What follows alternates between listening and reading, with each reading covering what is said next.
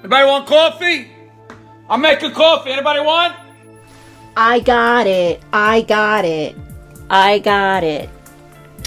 I got it. Who wants coffee? Coffee? Anybody? Well, I'm making it now.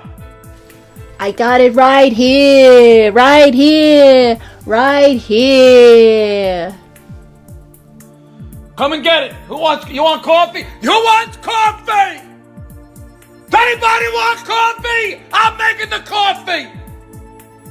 What do you want? You want coffee? Yeah, I got it all right here. Yeah, I even got the K-cups that you wanted. Look, I got the Dunkin' Donuts K-cups. I got the K-cup, the B-cup. It looks like you could use a D-cup. I even got the Tim Hortons because we went upstate and you said, I gotta have Tim Hortons. I got the Tim Hortons. I got it. Look at it. What else? I got every kind of freaking cup that you need. Every type of coffee, whatever you need. What do you want? You want creamers? I got the Italian cream. I got almond joy, French vanilla. Whatever you need, I got it. Who wants coffee? I got it. I got it. I got it. You want coffee? I got coffee. No. I don't have the Keurig. I got the Gehrig. This is the Gehrig machine. It makes 2,130 consecutive cups of coffee. What do you want? What do you want? Demi-tasse? What do you want? Espresso? I got espresso. What do you want? The pergola? The pergola? I got the pergola. What do you? Not this we stole. This you can't see. Yeah, you probably stole that picture from my mom. My mom has that one. What do you want? Farberware? I got the father, the mother, and the son. I even got coffee to go. Who wants coffee? Anybody want coffee? Here's your coffee. Drink your coffee. I'll have decaf.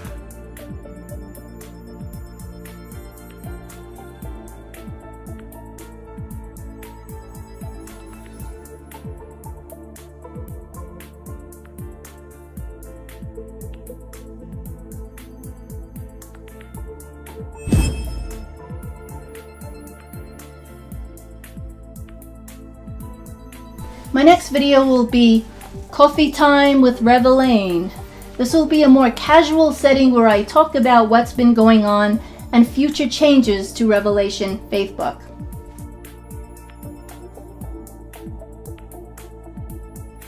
Welcome to Coffee Time with Elaine, as this is my 51st video for Revelation Faithbook. Today, as you can see, is a more casual setting as I will talk about what's been happening and what is to come towards the end of 2018. As you may have noticed in my more recent videos, I no longer hold notes while I speak. Well, I still read off notes as before, but learned a special camera trick. I'm not going to reveal what it is, but if you were to look in the mirror behind me during my sermons, you may be able to figure out how it's done. Ever since I've been diagnosed with a sluggish thyroid, my ability to retain information has been a real challenge. It's the result of brain fog. I have had an equipment upgrade in the beginning of this year. I now record my sermons on the iPad Pro as I used to record from the iPad Air. I've also started using a microphone in my recordings because the new iPad Pro by itself has a loud background hiss. So I got the microphone to eliminate the hiss. The iPad Pro also allows me to videotape in 4K. As you may have noticed, I've been using different background designs that are copyright free. I'm happy to announce that I now have a few less crickets. I'll drink to that. There is someone who uses the words "I love you" excessively and emailed me a list of things she likes about me. That does not cover up the fact that she feels that women should not be ministers. I've always been able to recognize a red flag when I receive excessive compliments from someone. I wish I was told sooner that she was against women being pastors. I've also asked her if she were called to be a pastor by God Himself, if she would comply. She refused to answer my question. What does that tell you? I would like to make one thing very clear. If you hate my ministry, then you hate a part of me. You are treating me as though I work at a strip club, or worse yet, a prostitute. You say you like me, but not what I do. Let me explain myself further. When I worked in an office, my job was what I did. When you get a calling from God, it's a vocation, not an occupation. A minister is who you are, not just what you do. Let me explain how I feel when I converse with a friend who feels as though women shouldn't be ministers. For example, it's like baking a cake and you're missing an ingredient, possibly even the main ingredient. Oh. So, as a result, the cake doesn't taste as good as it should. Another example is someone giving me a glass of milk that is a little bit sour. These friends are constantly putting a bad taste in my mouth. Guys, I'm tired of drinking sour milk. Let's start fresh, okay? Okay.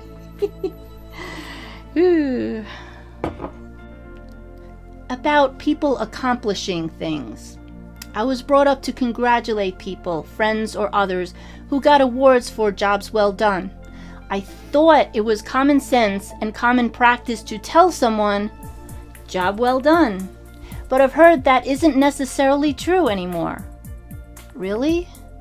Is it laziness? Jealousy? What else can it be? Why has congratulating someone gone out of style? How sad. On social media, I have cut back on clicking like on friends doing good in sports or receiving an award, etc. Perhaps this is why it's more acceptable for those who watch my videos not to click like. If the pastor of your church gave a good sermon, wouldn't you feel it would be considerate to tell your pastor that the sermon was good? Or am I just out of the loop on this? I would like to see your comments on this. What if I were a doctor or a lawyer? I wonder if the crickets would click like if I successfully completed open heart surgery. I'm very curious. Very curious. A few of my former crickets have seen for themselves that my theology is correct. Okay, those of you who don't understand what I mean by crickets, I mean by haters. Like a lot of people on YouTube have haters, trolls, haters, or, can't stand the mere mention of Revelation Faithbook. That's what I mean by crickets.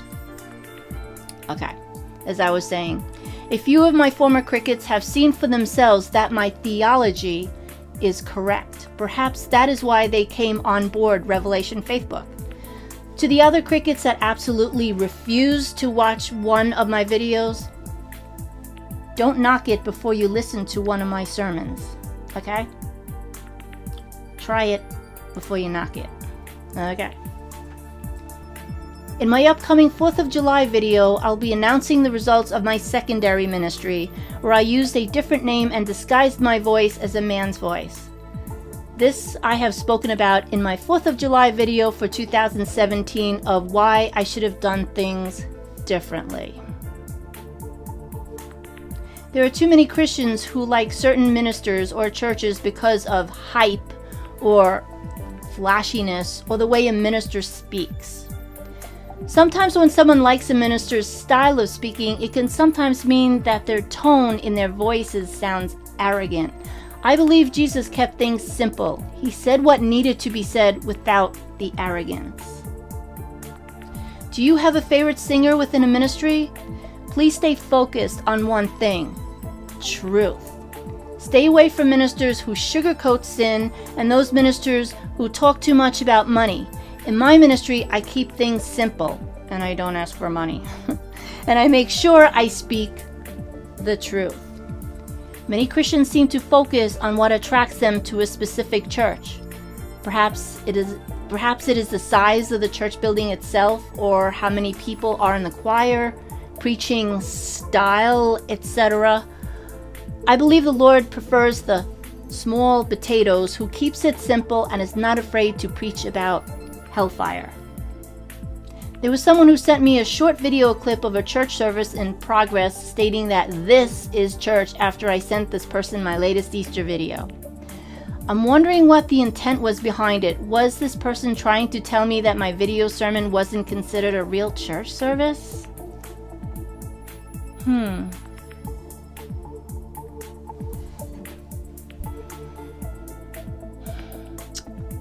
To those of you who have known me a long time, I would like to know how many of you have told others about my ministry. Satan is trying to influence people more than ever. He doesn't want anyone to know about Revelation Faithbook. So let's make Satan angry and tell as many people as you can about my ministry. If you go to a restaurant that you like, you would tell others about it, right? So if you like my sermons, why don't you tell others about that as well?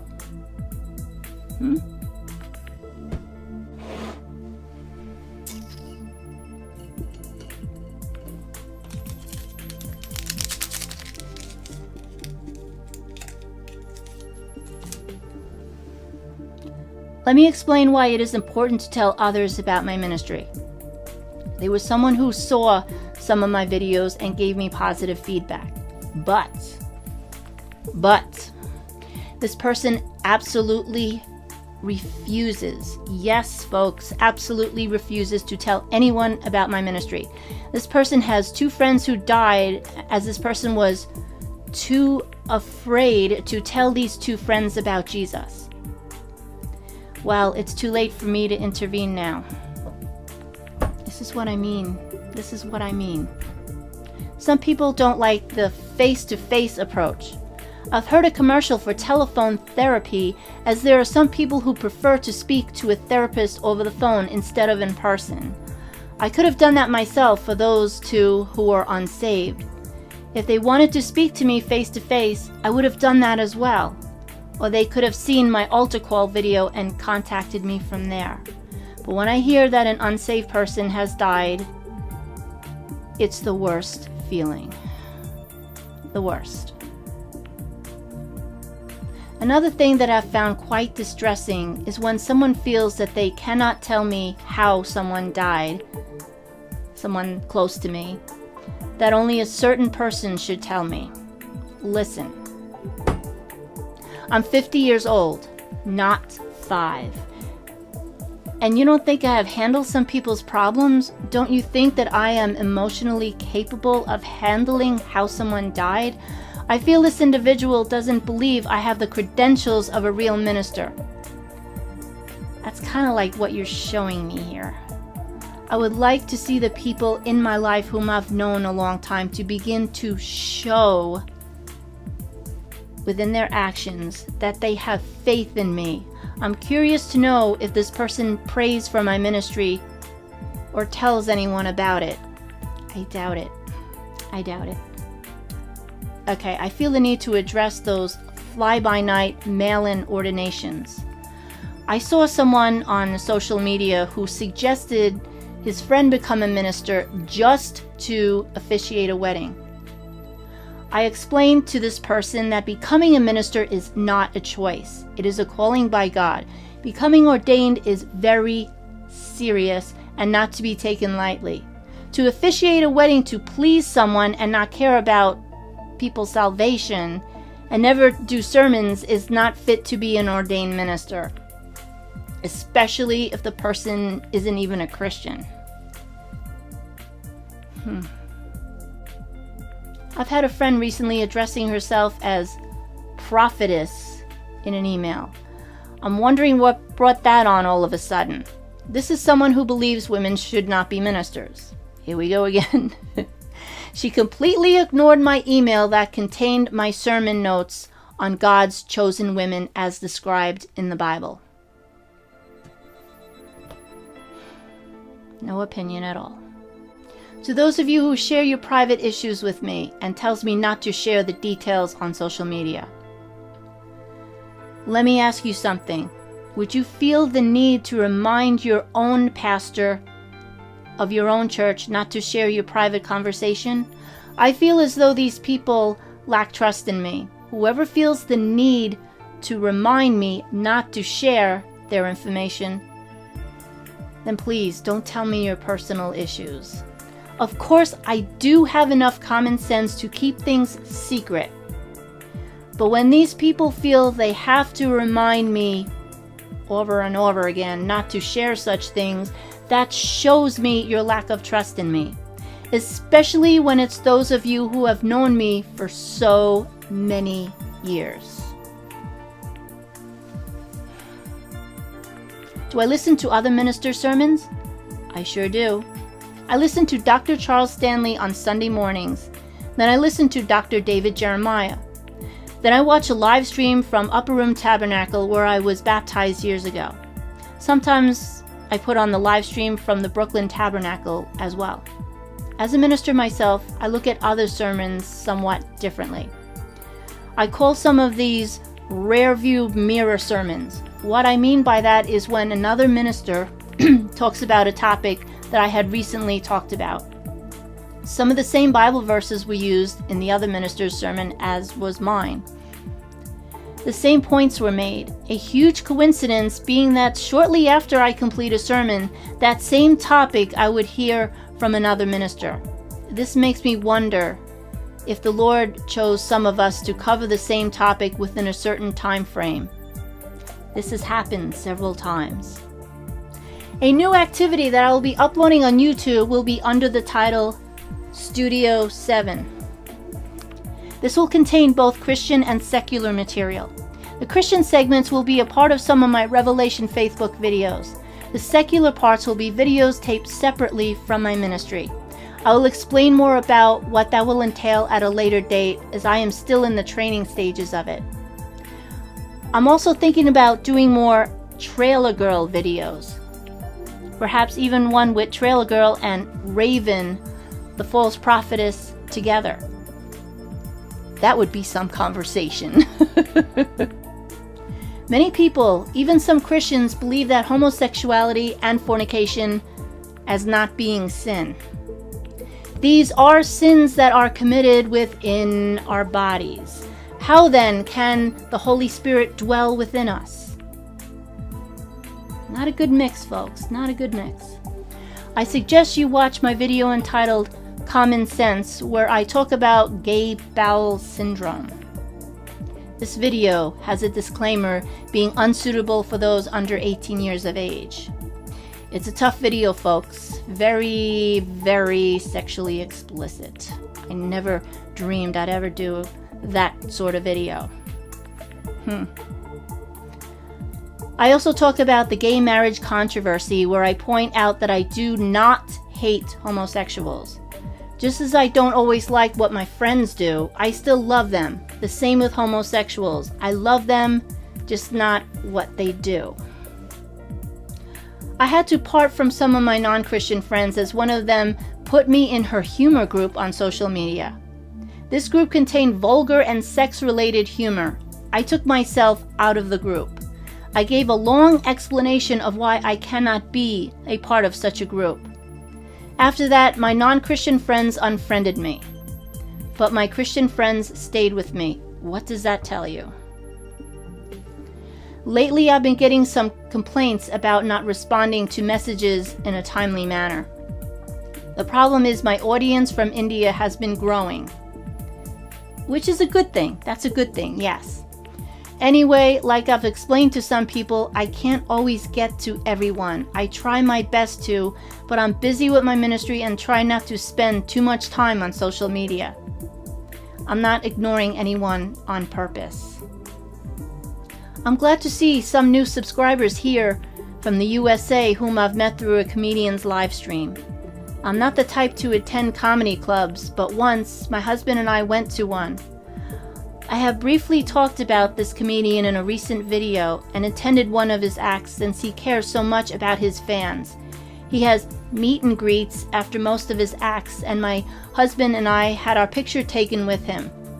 He has a good heart, especially for those in the military and police force. He cheers people up. He actually takes the time to call his fans live on YouTube, Facebook, and Instagram. I have never heard of any other comedian doing that.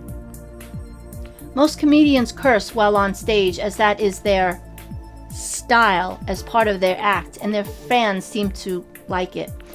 Cursing has become so acceptable these days that many people don't see it as sin. I have talked about this in a previous video entitled The Forbidden Language. God is a holy God, completely pure, without a shred of sin. How would you address the Lord if he was standing in front of you? Would you say to him, "How the beep are you?" Or would you refrain from profanity as you stand before God? The Bible clearly says that we will be held accountable for every idle word. I say what I need to say in my sermons. Then what people do with my message is entirely up to them. Then it's all between them and God. If a friend passes by a 7-Eleven and sees that that place is being held up by a gunman, and you know that a friend of yours plans to go to that 7-Eleven, wouldn't you want to warn your friend not to go there? Or would you neglect to warn your friend that there is a man with a gun holding the place up? It is the same when I preach. If I neglect to tell people why hell exists and why we cannot do certain things, it will be like I'm sending people to hell myself. If we call ourselves Christians and don't live like one, we will lose our souls to Satan. We are on this earth for such a short time in comparison to where we will spend eternity. My next video will be on coping with depression. I feel this topic needs to be addressed since there are so many people who suffer from this. Until next time, have a great day. Cheers!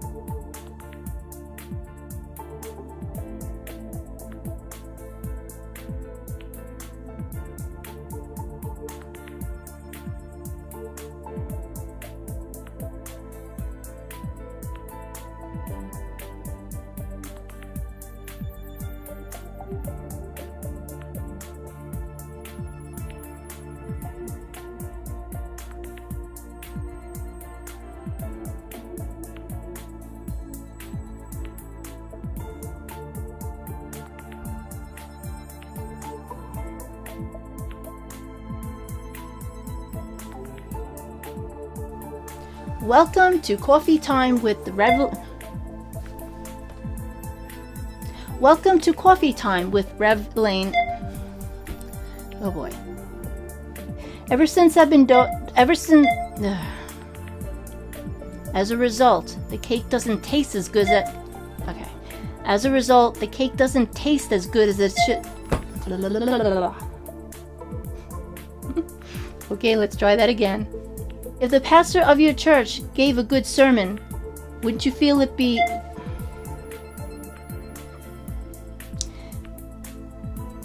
There are too many Christians.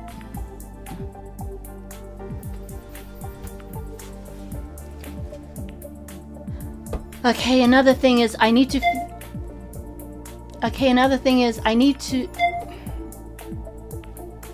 I saw someone on Facebook who suggested his friend became... So then I listened to Dr. Blah, blah. Some of the same Bible verses we used... Okay. As a minister myself, I look at other sermons differently. As a minister myself, I look at other sermons differently. Yeah. I will explain more about... Okay. I don't want that crazy music on my videos, thank you.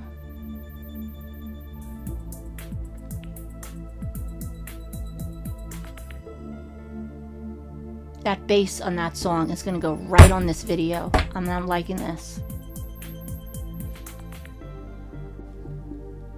And we have an airplane.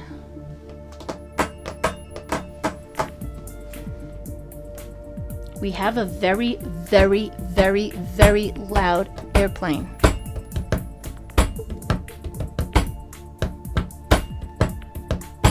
Bum, bum, bum, bum, bum, bum, bum, bum, bum, bum, bum, bum, bum.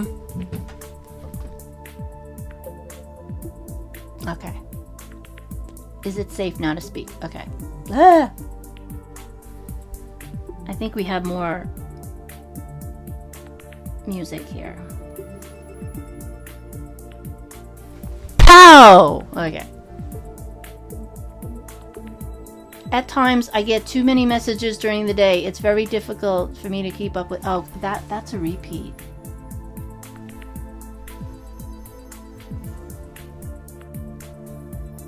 And we have an airplane again. And I have to wait till the airplane passes. This is ridiculous. Between the siren and the airplanes. Oh boy.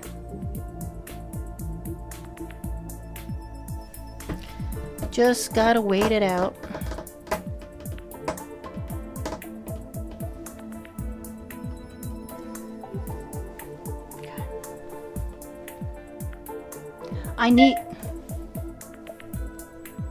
I feel this topic needs to be addressed since